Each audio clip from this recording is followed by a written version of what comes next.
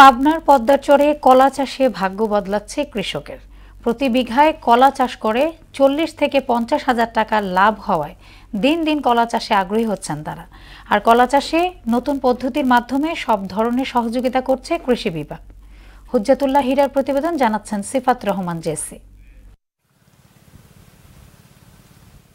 পাবনা সদর, ঈশ্বরদী ও সুজানগর উপজেলার বিভিন্ন চরাঞ্চলে বাণিজ্যিকভাবে কলা চাষ করা হচ্ছে।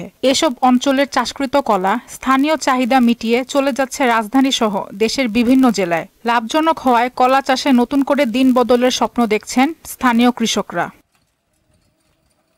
কলা চাষে খরচ কম হওয়ায় কৃষকরা দিন দিন কলা চাষে আগ্রহী হয়ে উঠছেন। তারা বললেন, প্রতি বিঘায় কলা উৎপাদনে প্রায় 40 থেকে 50 হাজার টাকা লাভ হচ্ছে। 30-60 টাকা বিঘে লিলি পারে, 300 গাছ থাকে, তাতে মনে করেন যে 50-60 টাকা সহ বিক্রি হয়। দামে বেচতে পারলে পারে ধরেন 1,20,30 হাজার টাকা বেচা হবে। আর ধরেন যদি বাজার কম থাকে ওই টানি টুনি 10 লাখ কিনিক বেচা হয়, যাদের কলা ভালো হয়। আমার এই কলা ঢাকায় যায়, নগরবাড়ির ঘাটে যায়, কাশীনাথপুর যায়। নগরবাড়ি যাবে, কাশীনাথপুর যাবে, এদিকে ঢাকাতেও যাই।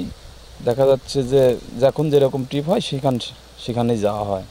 আমাদের ব্যাপারীরা যেখানে কলা পাঠায় সেখানে কলা পৌঁছায় দেয়। কৃষি বিভাগের পক্ষ থেকে সেন্টবার পদ্ধতির মাধ্যমে কলা চাষের উদ্যোগ নেওয়া হয়েছে, যাতে করে কৃষকরা আরও বেশি লাভবান হবে বলে জানান এই কর্মকর্তা। তিনি আরও জানান, কৃষি সম্প্রসারণের পক্ষ থেকে সব ধরনের সহযোগিতা করা হচ্ছে।